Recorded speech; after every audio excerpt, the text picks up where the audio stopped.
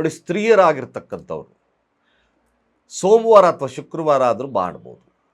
ಕೇವಲ ನೀವು ಶುದ್ಧ ಕುಂಕುಮವನ್ನು ಗಂಗಾಜಲದಲ್ಲಿ ಕಲಸ್ಕೊಳ್ಳಿ, ಅಥವಾ ಮನೆಯಲ್ಲಿ ಶುಭ್ರವಾಗಿರ್ತಕ್ಕಂಥ ನೀರಿದ್ರೂ ಆಯಿತು, ಕಲಸ್ಕೊಂಡು ಚೆನ್ನಾಗಿ ಅಂಗೈ ಎಲ್ಲ ಒಂದು ಪ್ಲೇಟೆಲ್ಲ ಕಲಸ್ಕೊಂಡು ಈ ಬೆರಳಿನಿಂದ ನಿಮ್ಮ ಮನೆಯ ಅಡುಗೆಯ ಕೋಣೆಯ ಪೂರ್ವ ಭಾಗಕ್ಕೆ ಆ ಅಡುಗೆ ಮಾಡ್ತಕ್ಕಂಥ ಸ್ವಲ್ಪ ಇನ್ನೇನು ಅಡುಗೆ ಮಾಡ್ತೀರಾ ಈ ಒಂದು ಸಣ್ಣ ಮೇಲೆ ಅಥವಾ ಅದಕ್ಕಿಂತ ಸಣ್ಣ ಪುಟ್ಟ ಮೇಲೆ ಆಗಿರ್ಬೋದು, ಆ ಒಂದು ಎದುರುಗಡೆ ಪೂರ್ವದ ಗೋಡೆಗೆ ನೀವೇನು ಸ್ವಸ್ತಿಕ್ಕನ್ನು ಬರೀರಿ.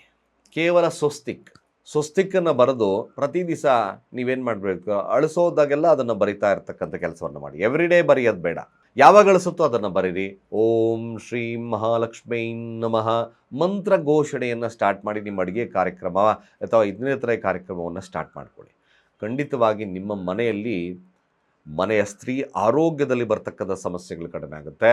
ಹಣಕಾಸಿನ ವ್ಯವಸ್ಥೆ ಹಾಗೆ ನೀವು ಮಾಡ್ತಕ್ಕಂಥ ಅಡುಗೆನೂ ಕೂಡ ರುಚಿ ಆಗ್ತಕ್ಕಂಥರುತ್ತೆ. ಈ ಕೇವಲ ಸ್ವಸ್ತಿಕ್ ಮಾರ್ಕ್ ನಿಮಗೆ ಶುಭತ್ವ ಕೊಡೋದ್ರಿಂದ, ಆರೋಗ್ಯವನ್ನು ಕೊಡೋದ್ರಿಂದ ಅತ್ಯಂತ ಅದ್ಭುತವಾಗಿರ್ತಕ್ಕಂಥ ಪರಿಹಾರ ಮಾಡ್ಕೊಳ್ಳಿ. ಶುಭವಾಗುತ್ತೆ ಅಂತ ಹೇಳ್ತಾ ಸರ್ವೇ ಜನ ಸುಖಿನೋ ಭವಂತು.